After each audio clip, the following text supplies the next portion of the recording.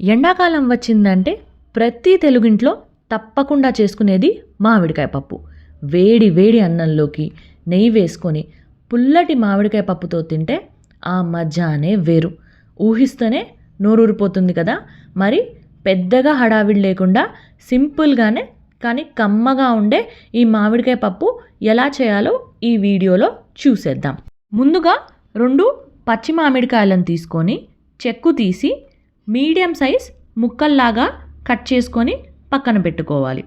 అలాగే ఒక ఆనియన్ కూడా చిన్నగా చాప్ చేసుకోవాలి. తర్వాత ఒక గ్లాస్ కందిపప్పు తీసుకొని శుభ్రంగా కడిగి ఇందులోకి ఒక గ్లాస్ వాటర్ యాడ్ చేసి 3 విజిల్స్ వచ్చేదాకా ప్రెషర్ కుక్ చేసుకోవాలి.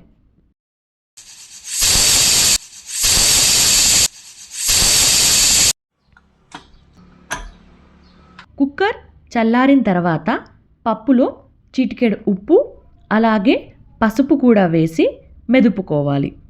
పప్పు మరీ గట్టిగా ఉంటే కొంచెం వాటర్ యాడ్ చేసి పప్పు అంతా మెత్తగా అయ్యేంత వరకు మెదుపుకోవాలి.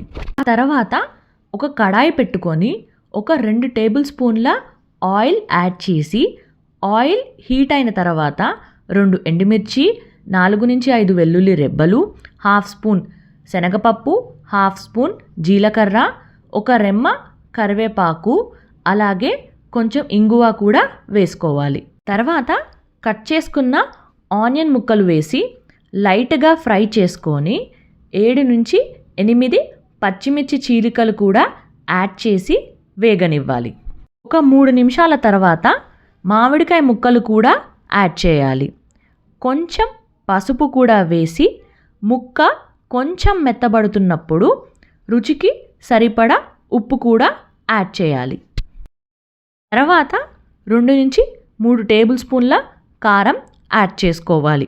ఆ తర్వాత ముందుగా మెదుపుకొని పెట్టుకున్న పప్పు కూడా యాడ్ చేసుకోవాలి.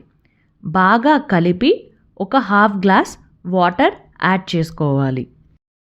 ఇప్పుడు ఇదంతా బాగా ఉడకనిచ్చి కొంచెం దగ్గర పడి మనకి కావాల్సిన థిక్నెస్ అండ్ కన్సిస్టెన్సీ వచ్చిన తర్వాత లాస్ట్లో కొత్తిమీర యాడ్ చేసుకోవాలి. అంతే, ఎంతో టేస్టీ అయిన మన మామిడికాయ పప్పు రెడీ. ఇంకెందుకు ఆలస్యం, మీరు కూడా ఈ రెసిపీ ట్రై చేసి ఎలా ఉందో కామెంట్ సెక్షన్లో చెప్పేయండి. మీకు మా రెసిపీస్ నచ్చినట్టయితే లైక్, షేర్, సబ్స్క్రైబ్ చేయండి. కొన్ని మంచి రెసిపీస్తో మీ ముందుకు వస్తాం. అంతవరకు బాయ్ మరి.